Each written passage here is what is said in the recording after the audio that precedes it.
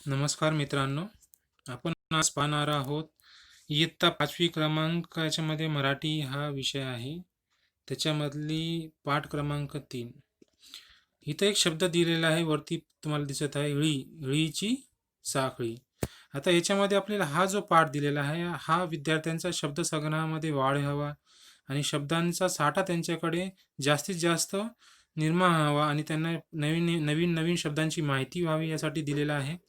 आपण पाहू शकतो की इळीची साखळी. आता यामध्ये आपण पाहणार आहोत की कशा प्रकारे या शब्दांची मांडणी केलेली आहे आणि ते कशा प्रकारे नवीन शब्द तयार केलेले. आता या ठिकाणी काही चित्र दिसत आहेत आणि त्या चित्रांना काही नावे आहेत. ती नावे शेवटी जी आहेत इळीने पूर्ण होतात. म्हणजे प्रत्येक चित्राच्या पाठीमागे इळी हा शब्द लागतो आणि त्याची नावे पूर्ण होतात.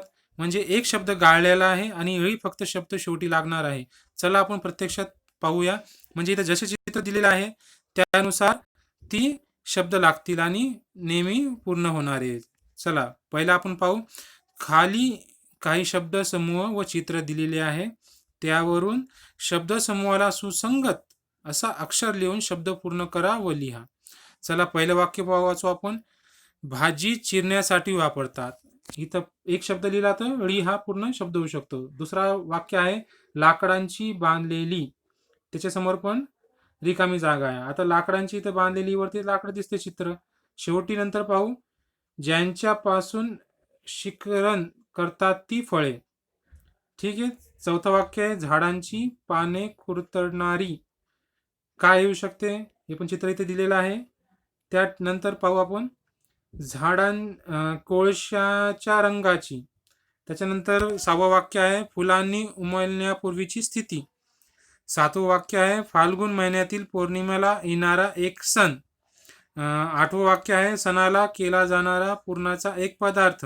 आणि 9वं वाक्य आहे दोन्ही हातांनी मिळून वाचतात. अशा प्रकारे इळीला एक शब्द लावला किंवा पूर्ण शब्द तयार होतो.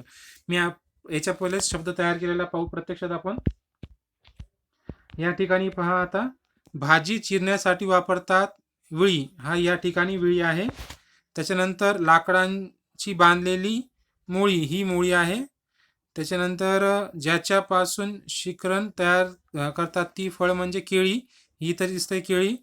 त्याच्यानंतर जो चौथा वाक्य झाडांची पाने कुरतडणारी ही आळी. त्याच्यानंतर 5वं वाक्य कोळशाच्या रंगाची काळी ही काळी.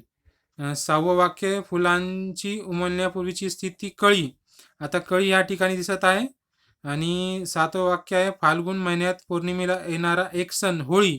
या ठिकाणी होळी दिसत आहे. आणि 8वं वाक्य आहे सणाला केला जाणारा पुरणाचा एक पदार्थ पोळी.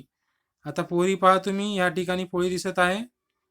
आणि 9वं आहे दोन्ही हाताने मिळून वाचतात टाळी म्हणजे ही टाळी. अशा प्रकारे नवीन नवीन शब्द तयार करा आणि त्याला गाळून आपण खेळ पण खेळू शकतात 4 विद्यार्थी मिळून आणि आपला शब्दसंग्रह वाढू शकतात. थँक्यू. धन्यवाद.